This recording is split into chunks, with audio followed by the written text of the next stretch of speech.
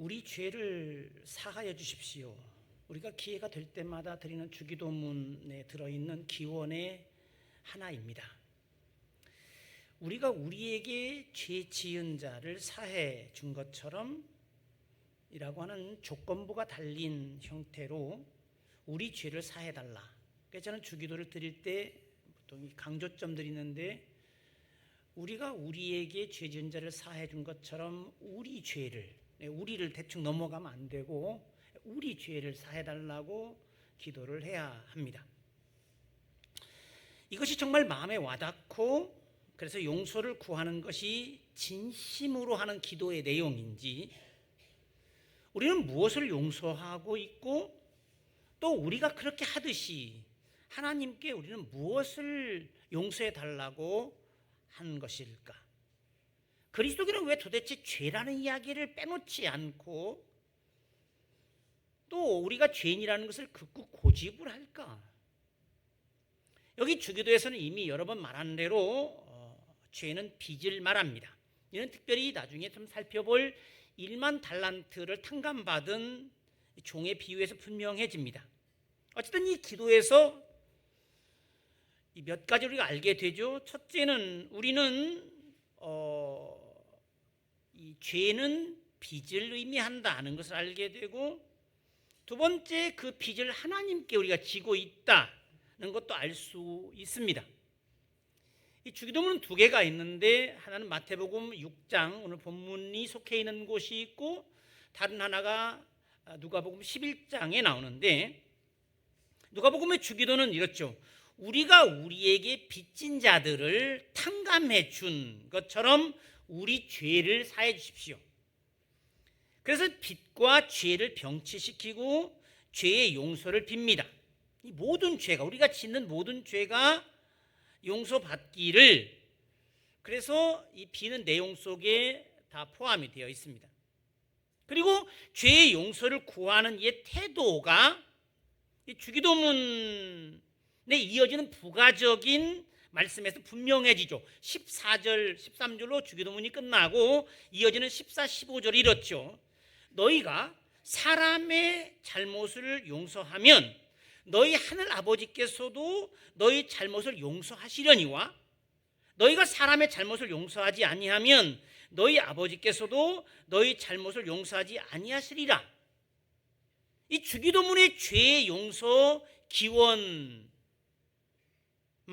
따로 떼어 다시 강조되고 있고, 이 구절은 사실 살펴볼 1만 달란트를 탕감받은 종의 이야기의 결론으로 다시 등장합니다. 여기도 이렇죠.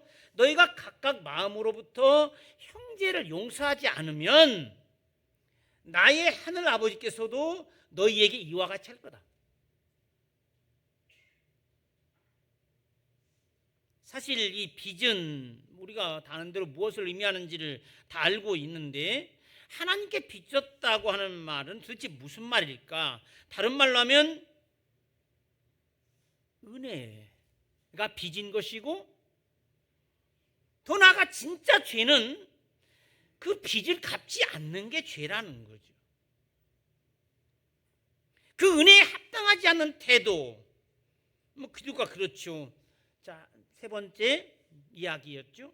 하나님은 용서하신다 치고 나는 다른 이를 용서할 마음이 없이 하나님께 진짜 기도할 수 있는가?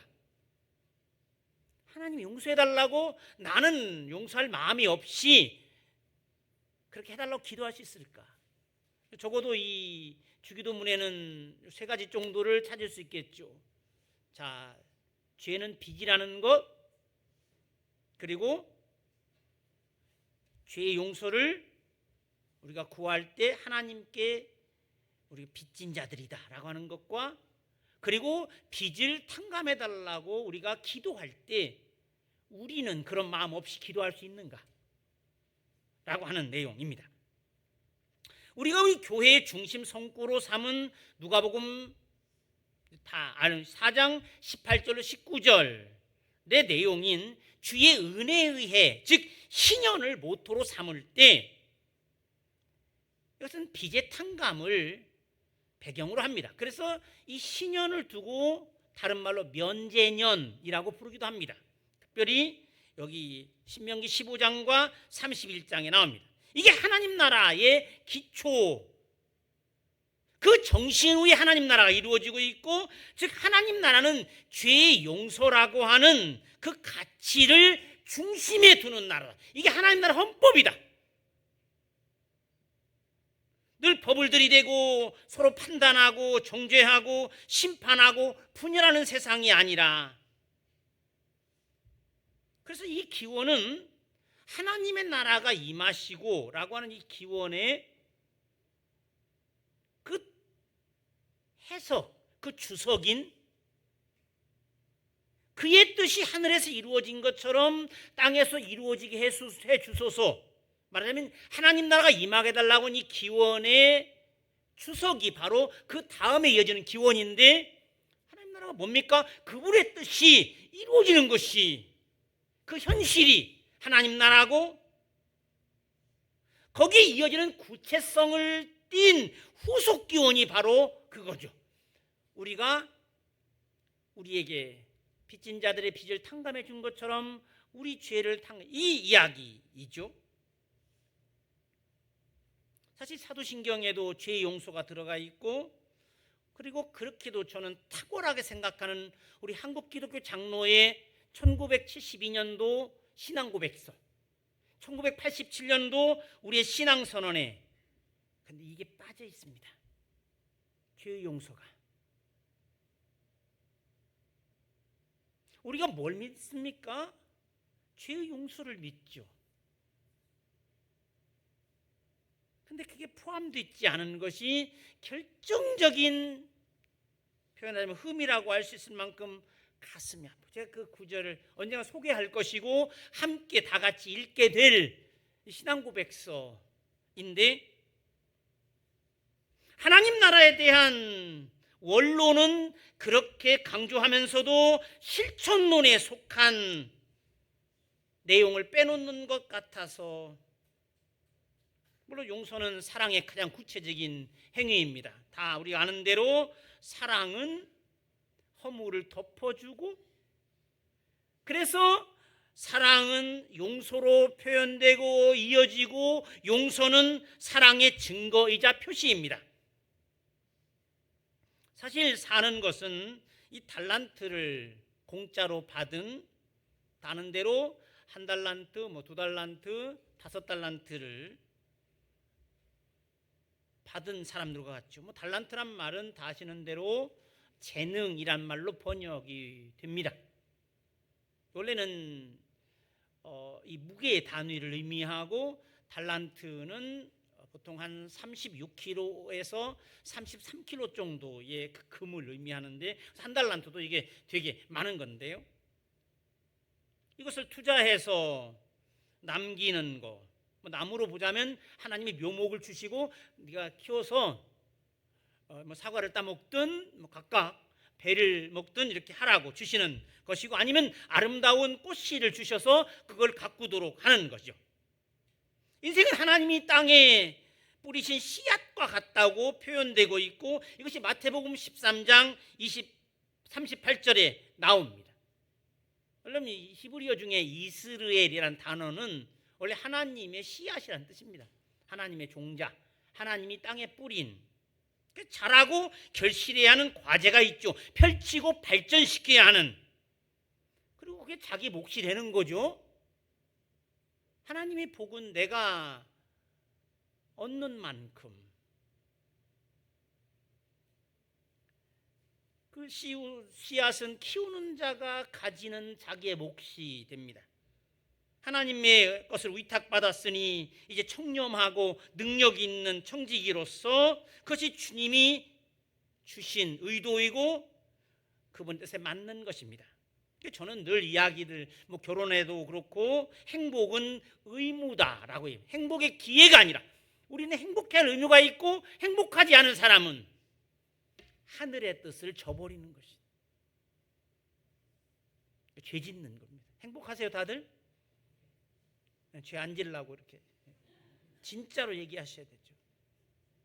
아무것도 하지 않고 달란트를 땅에 묻어두는 것은 그것이 어떤 이유에서건 불안해서건 확신이 없어서건 어디에 투자해야 할지를 몰라서건 주인인 하나님의 재산을 축내는 것이라고 할 수 있고, 어떤 분은 말하겠죠. 그것도 나쁜 짓 한 건 아니잖아. 달란트를 땅에 묻어둔 것은 훔치거나 횡령하거나 없앤 건 아니지 않나. 그렇죠?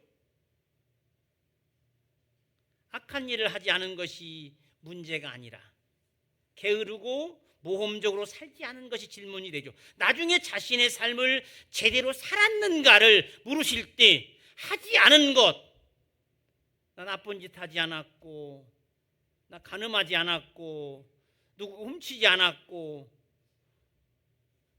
소위 놔둔 것이 아니라 뭘 누렸고 뭘 이뤘고 대답을 해야 한다는 겁니다.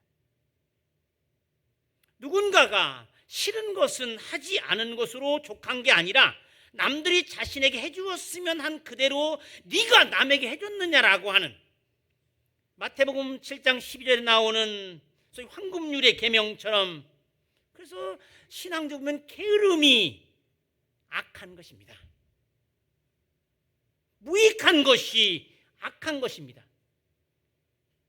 이 악하고 게으른 종을 내쫓아라. 이 무익한 종을 저 어두움에 내버려라. 그렇죠? 자녀에게 밥을 주지 않아서 배를 골리고 옷을 사입히지 않아 거지처럼 다니게 하는 것이 학대이듯이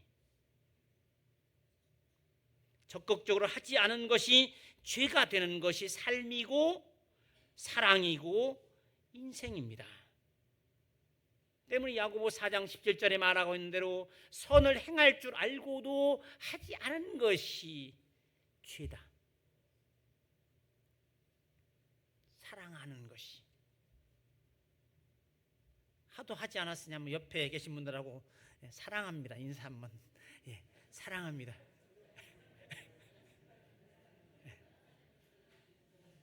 한 번 더 해보겠습니다. 뵙게 되니 천사의 얼굴을 뵙는 것 같습니다. 제가 말씀드렸지만 그동안 천사가 어떻게 생겼는지 몰랐던 분들은 오늘 좀 아시게 되었으리라고 생각합니다. 하나님의 뜻과 의에 맞지 않는 어떤 불의, 불순종, 거역, 배반 등등이 다 죄죠. 이미 말한 이 죄에 대한 대표적인 비유가 1만 달란트의 비유라고 할 수 있는데, 이 1만 달란트를 요즘의 돈으로 제가 이 아이에게 물어보니까 어느 정도 되냐? 1만 달란트 한 76조 정도 됩니다. 100데나리온 얼마나 될까요? 1000만 원 정도 됩니다. 우리가 세막이 어려울 정도의 금액을 탕감받았다면 1000만 원 정도는 그냥 봐줄 것 같은데, 혹시 여러분 76조가 어느 정도 되는지 아십니까? 뭐 장로님은 아실지 모르겠는데, 76조 1000만 원, 그래 76조 봐줄 것 같은데, 탕감을 받아서 진정한 의미의 빚이 생겼습니다. 감사가 생겼습니다. 다른 대로 우리가 돈은 돌려줄 수 있어도 감사는 돌려줄 수 없습니다. 빚은 계속 남아있죠. 100만 원을 빌려서 100만 원을 돌려줬지만 감사는 여기에, 뿌듯함은, 기쁨은 남아있죠. 그런데 그 진짜 빚을 갚을 마음이 없는 겁니다. 남을 용서할 마음이 없는 사람이 죄를 용서해달라고 기도하는 것이 진심일 수 없듯이, 그래서 그 죄가 하나님 용서하지 않아서가 아니라 내가 용서받을 준비가 안 돼 있으니. 그래서 은혜는 과제다. 보통 독일어로 가베는 아우프가베다. 그 은혜 위에 얹어진 것들. 그런데 돈은 오히려 늘 결핍으로 받아들여지죠. 없는 것으로 셈해지죠. 1000만 원이 아까운 겁니다. 76조를 탕감받았으나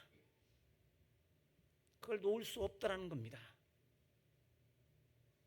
정의는 이루어졌으면 좋겠는데 나는 늘 예외이고 싶고, 긍휼과 자비를 받는 것은 좋은데 내가 시혜를 베풀 마음은 없는 겁니다. 어떻게 하나님의 나라가 이루어지겠습니까? 다 정의롭게 되길 바라지만 내 새끼는 예외적으로 들어가고 싶고, 외무부로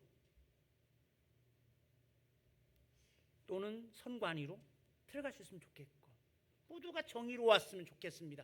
근데 나만은 예외이고 싶고.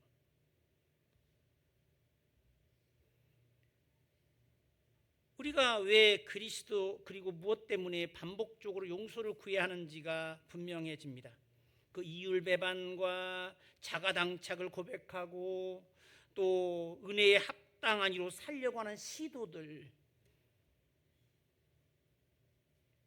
일반적으로 제사라는 게 그렇습니다. 그 욕심의 때를 벗겨내고 탐심의 먼지를 떨구고자 하는 거죠. 우리가 예배 드리는 이유가 뭘까요? 그렇게 큰 돈을 탕감받고 은혜를 받았으면서도 배은망덕한 사람으로 남는 게 죄라. 더 용서받을 수 없는 죄가 바로 그거다.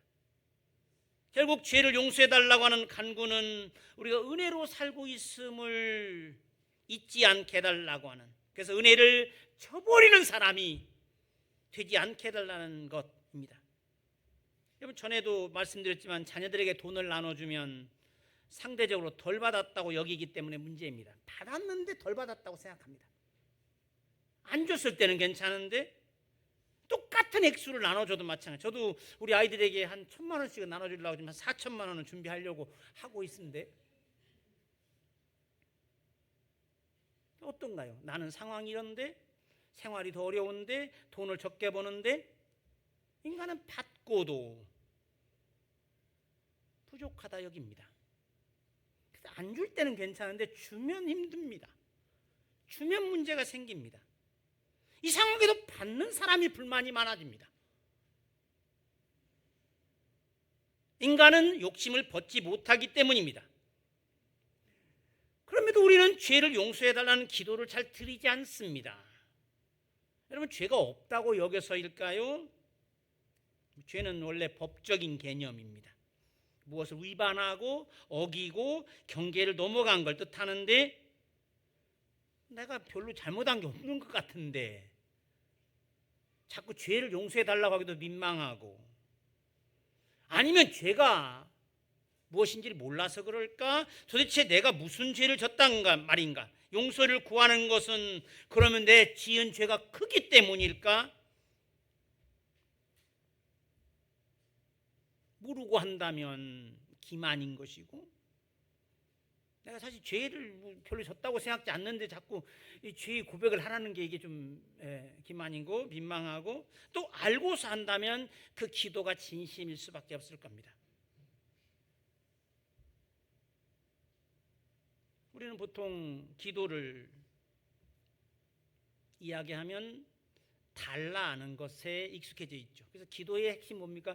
주시옵소서가 기도죠. 주시옵소서. 이 달라 하는 것에 관한 내용은 잠언 30장 15절로 16절에 보면 마치 거머리처럼 이해됩니다. 만족을 모르는 인간의 욕심이 그렇습니다. 76조를 탕감받았으면서도 1,000만 원을 이렇게 탕감해주기 어려운,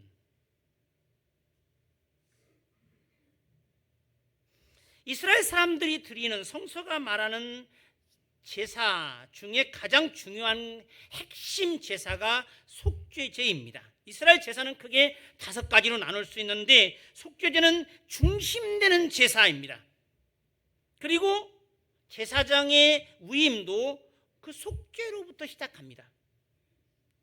뭔가 씻어내고 닦아내고 벗겨내고 이제 깨끗한 사람이 되기 위한 어떤 제사라구나 생각할 수 있고, 그 속죄제와 짝을 이루는 제사가 속건제인데, 이 속건제는 배상제사입니다. 누구의 물건을 탈취했거나 도둑했거나 손해를 끼쳤거나 그것은 때때로 우리가 다는 대로 삭개오가 했던 말처럼 제가 누군가에게 토색한 게 있으면 4배로 갚겠습니다 라고 했던 것처럼 그걸 갚고 하나님께 속건제를 드려 잘못을 없애야 합니다. 다른 사람들의 재물 손괴는 그 사람에게는 물론이지만 결국 하나님께 잘못한 것, 거기에는 모든 것이 하나님의 것이라고 하는, 그래서 사람 사이의 일도 하나님 앞에 소환되는 사건이라는 것을 반영합니다. 다 아시는 대로 이웃을 사랑하지 않은 것이, 우리가 뒤에 보겠지만 죄라고 하는 것이 바로 그런 법망에 걸리지 않아도 하나님의 판단에는 우리가 받게 될 마지막 최후 심판, 그의 법정에서는 죄가 되는 것들이 많습니다. 죄는 근본적으로 따지고 들면 욕심에서 생기죠. 계명이 왜 있습니까? 법이 없는 세상에 산다면 얼마나 좋겠습니까? 법은 왜 있습니까? 욕심이 없다면 법은 필요치 않습니다. 계명이 요구하듯이 선하게 다른 사람들을 위해 사는 것과 반대로 인간은 이기적입니다. 다른 사람들의 유익이 아니라 내 욕심을 채우기 위해 살고, 그래서 죄가 생겨나죠. 하나님의 계명이 참 좋긴 한데 그대로 살지 못하는 겁니다. 욕심이 잉태하면 죄를 낳고, 죄가 장성하면 사망을 낳는다. 야고보서 1장 15절의 내용은 무슨 내용이냐면, 욕심이 죄를 임신하고 그 임신 기간이 차고 나면 사망이라고 하는 아이가 태어난다는 뜻입니다. 이것이 바울의 말과 통합니다. 죄의 삭은 사망이다. 죄를 지어 죽게 된다면 죄 안 지면 되지 않나? 그리고 죽을 사셔보세요. 그런데 죄를 짓지 않을 수 있을까?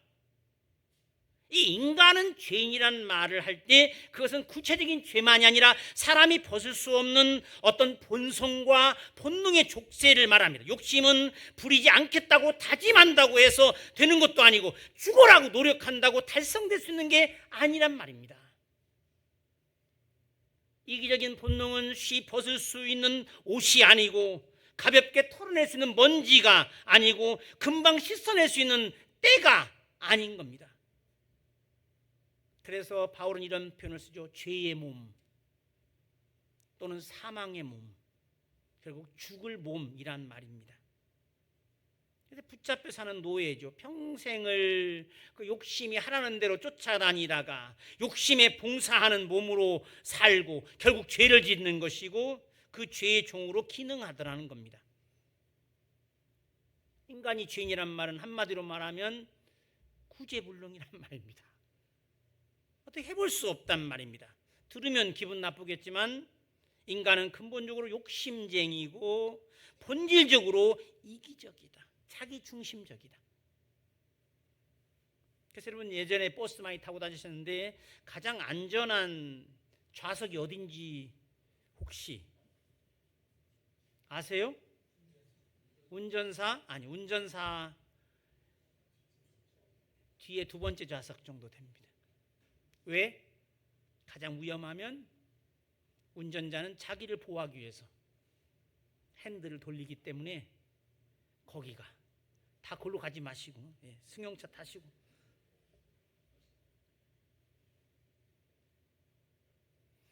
이게 사실이죠. 그래서 이것을 두고 우리 창세기 3장이 타락이란 말로 설명합니다. 인간은 타락한 존재다 라고 하는 말이, 그래서 결국은 죽게 되는 거죠. 이게 사실이요. 죽어라 노력해서 할 수만 있다면 얼마나 좋겠습니까?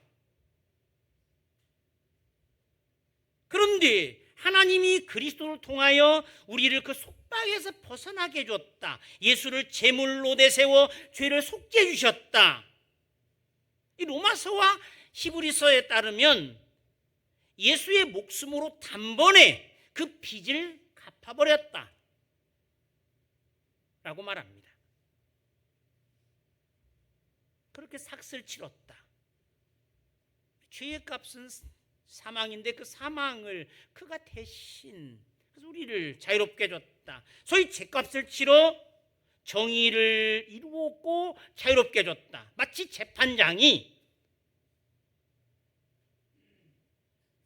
빵을 훔친 소년에게 벌금 500만 원을 선고하면서 그래서 정의가 이루어지게 그 벌을 받게 하면서 판결하고 500만 원을 선고하고 자기 지갑에서 그 돈을 꺼내 지불함으로써 방면해 준 것처럼 정의가 이루어졌고 그 비용을 오늘 본문은 이야기 우리가 지불할 수 없는 비용을 대주신 것이죠. 종이 주인에게 진 1만 달란트라고 하는 76조의 빚을 주인이 자기 돈으로 갚아버린 겁니다. 종에겐 탕감이고 용서란 그런 것이죠. 죄의 소멸은 여러 가지 방식으로 설명되죠. 탕감으로 또는 그것을 없는 것처럼 치부하거나 덮어버리거나 채무로 여기지 않거나 세마지 않거나. 용서는 다르게 표현하면 그 채무를 그 짐을 맡아서 대신 들어주는 것이라고 할 수 있습니다. 그럼 부모가 자녀에게 먹을 것과 입을 것을 주고 집에서 재워준다고 그것을 빚으로 장부에 기록해 놓습니까? 부모가 그 성장에 따른 짐을 지고 부담을 맡죠. 그래서 우리가 몸을 지배하는 욕심으로부터 우리 인간의 본성인 욕정으로부터 벗어나 하나님의 의로운 도구로서 이제 살게 되었단 말입니다. 그럼 어떻게 살아야 될까요? 부모는 먹을 것을 주고 입혀주고 재워주고 자녀는 뭐 하는 게 일입니까? 잘 크고 공부 잘하는 게 일입니다. 그거 안 하는 놈이 불효자인 것이죠. 사는 삶이 이제 자신을 지배하는 욕망으로부터 해방되어 순전한 마음으로 성령에 붙들려 선한 열망으로 가득 차 살 수 있게 돼. 이 불가능한 일이 가능해진 겁니다. 신앙은 그 불가능한 것을 가능하게 하는 길입니다. 그래서 지금부터 사는 삶은 재물로 손색 없는 것이 될 수 있게 되었고 죽어도 죽지 않는 참 삶이 될 수 있게 되었습니다. 하나님을 모실 수 있는 사당으로서 살 수 있게 되었고 하나님의 의로운 무기가 되어 살 수 있게 되었고 감히 하늘 뜻을 위해 살 수 있는 사람, 의로운 도구가 되어 살 수 있는 이것이 믿음으로 산단 말의 의미죠. 바울은 갈라디아 2장 20절에서 이제부터 내가 사는 건 내가 사는 게 아니고 그리스도가 사는 것이고 그러므로 그의 삶은 그리스도의 향기를 풍겨내고 그리스도를 증언하고 그가 있는 곳은 하나님 나라가 확장되어 가고 주님이 찬양이 되고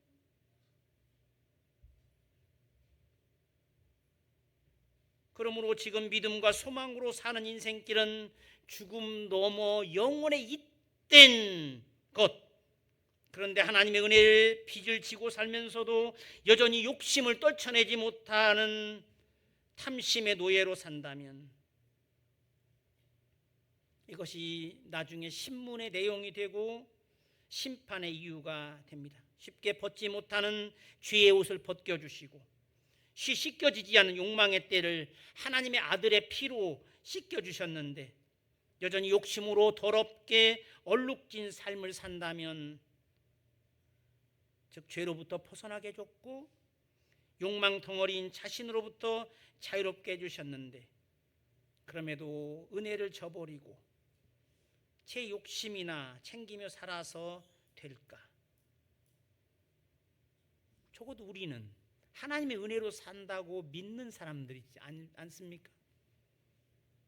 그러므로 용서는 그 뚜렷한 반성, 새로운 삶에 대한 굳은 결심을 이야기. 이제 그리스도 안에서 새로운 사람이 되어 살 수 있게 되었고, 이제부터 우리가 생명의 궤도에 올려졌으니 가는 길이 무의미하거나 허무하지 않게 되었으니 그 기회를 죽어도 놓쳐서는 안 된다는 것.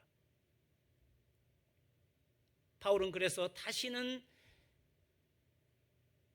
자유를 버리고 종이 돼서는 안 된다.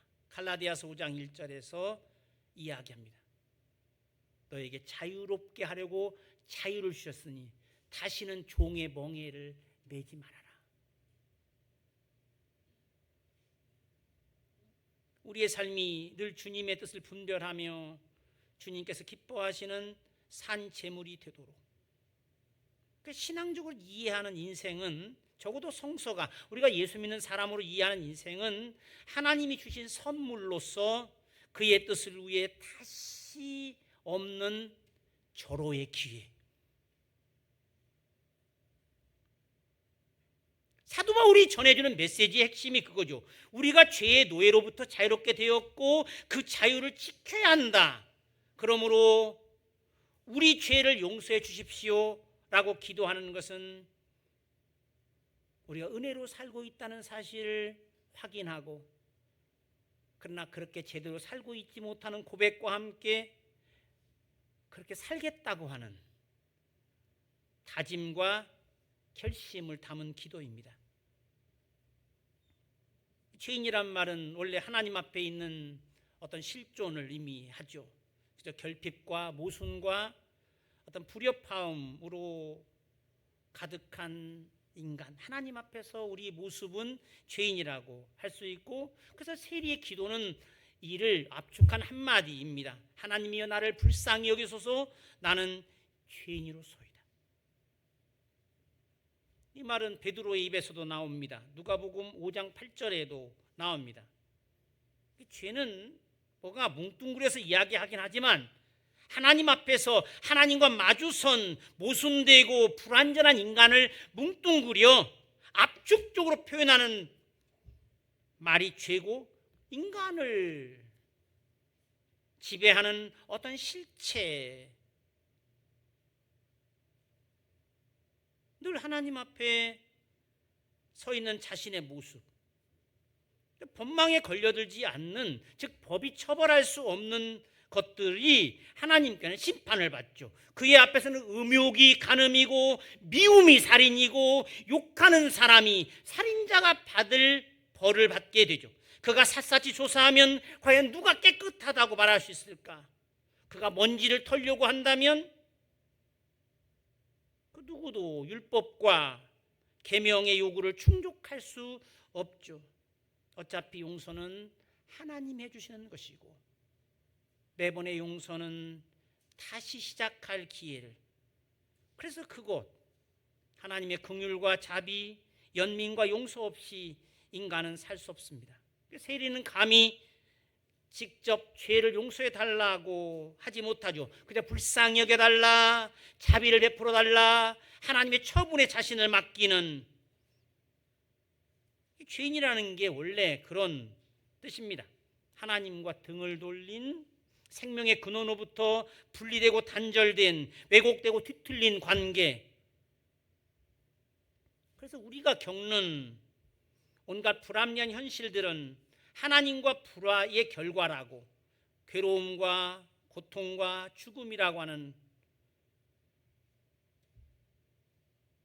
죄는 결국 하나님과 사이를 막는, 두 개의 구절만 살펴보면 이사야서 59장 2절에 너희 죄악이 너희와 하나님 사이를 갈라놓았고 너희 죄가 그의 얼굴을 가려 너희에게 듣지 못하게 했다.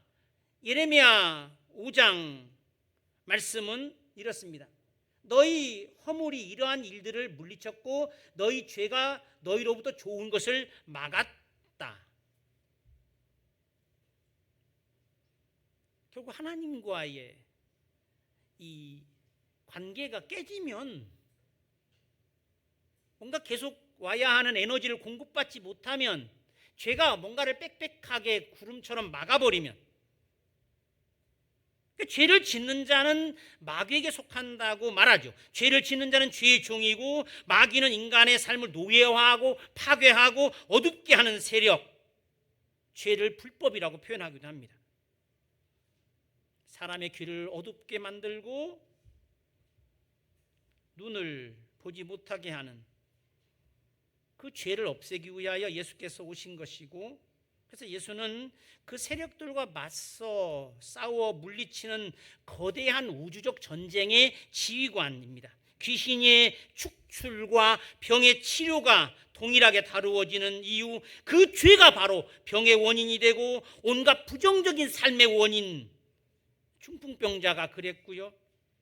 그래서 병의 치유는 곧 죄의 용서를 통해서 중풍병자를 두고도 일어나서 가라고 말하기 전에 내 죄가 사해졌다 라고 말을 합니다. 여러분, 마가복음이 그리고 있는 예수가 바로 그분이죠. 제가 전에 말씀드렸지만 마태가 그리고 있는 예수는 한마디로 말하면 그는 참 이스라엘의 왕이고 진정한 스승. 이게 바로 마태가 그리고 있는 예수라고 한다면, 마가복음이 그리고 있는 예수는 사실상 귀신을 내쫓고 병자를 치료한 이야기, 공중의 권세 잡은 자의 일전을 치르는 그 원인자를 제압하는 이야기. 그래서 마가복음 1장을 보면 군사를 모집하듯이 제자들을 부르고 한 첫 번째 행위가 귀신을 내쫓고 병자를 고쳐준 겁니다. 그의 전도 여행은 결국 병자를 깨끗하게 고쳐주신 이야기라고 할 수 있습니다. 어차피 용서하시는 것은 주님이 하실 일입니다.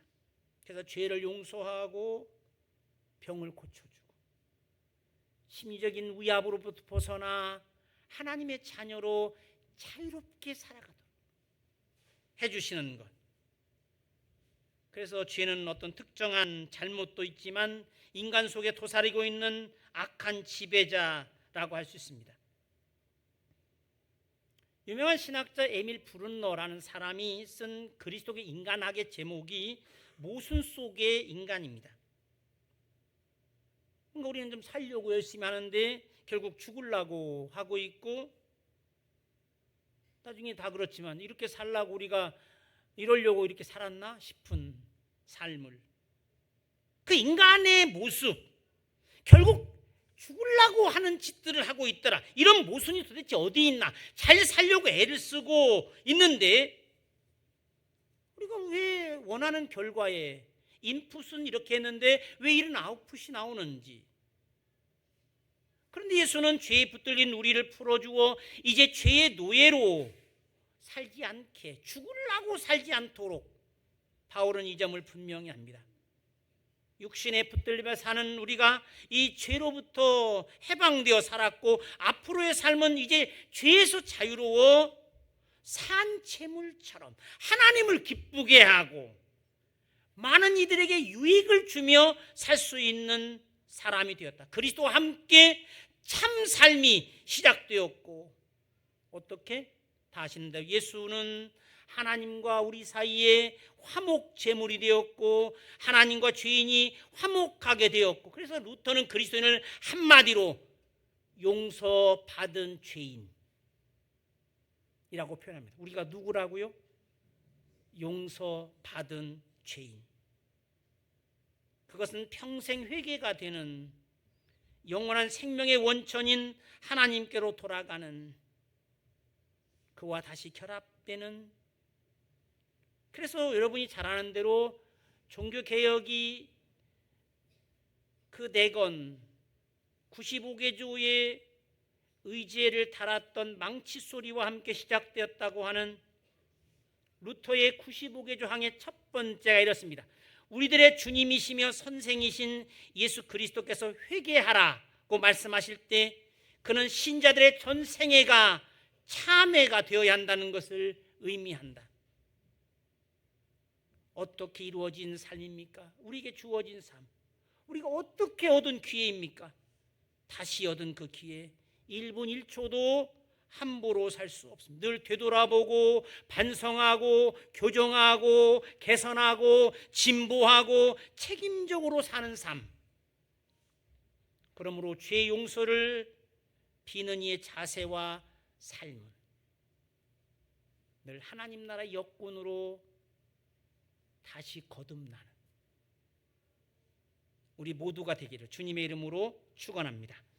하나님 아버지 감사합니다. 우리는 주님 앞에서 구제받을 수 없는 죄인들입니다. 그러나 주님은 우리를 용서하시어 우리로부터 죄를 벗겨주시고 우리 안의 욕망들을 깨끗하게 제거하시고 탐심을 씻어주시어 이기적 본능을 극복하고 넘어서서 주님의 뜻을 위해 의로운 도구가 되게 하시고 많은 이들에게 유익과 기쁨을 주며 참 삶을 살게 하셨습니다. 주님의 희생으로 우리의 죄값을 치르시고 자유로운 영혼으로서 참 새 삶을 살아갈 수 있는 길을 열어주신 주님께 감사합니다. 신앙적으로 산다는 것이 무엇을 의미하는지, 예수를 믿고 그리스도인으로 산다는 것이 무엇을 뜻하는지를 잊지 않게 하시옵소서. 더 이상 죄에 매여 살지 않게 해주시고 그저 본능에 따라 살지 않게 해주시고 주의 뜻과 의를 위해 이기적이고 자기 중심적인 옛 우리로부터 자유로운 산 제사로서 손색 없는 삶을 살게 하여 주시옵소서. 우리 구주 예수 그리스도의 이름으로 기도하옵나이다. 아멘.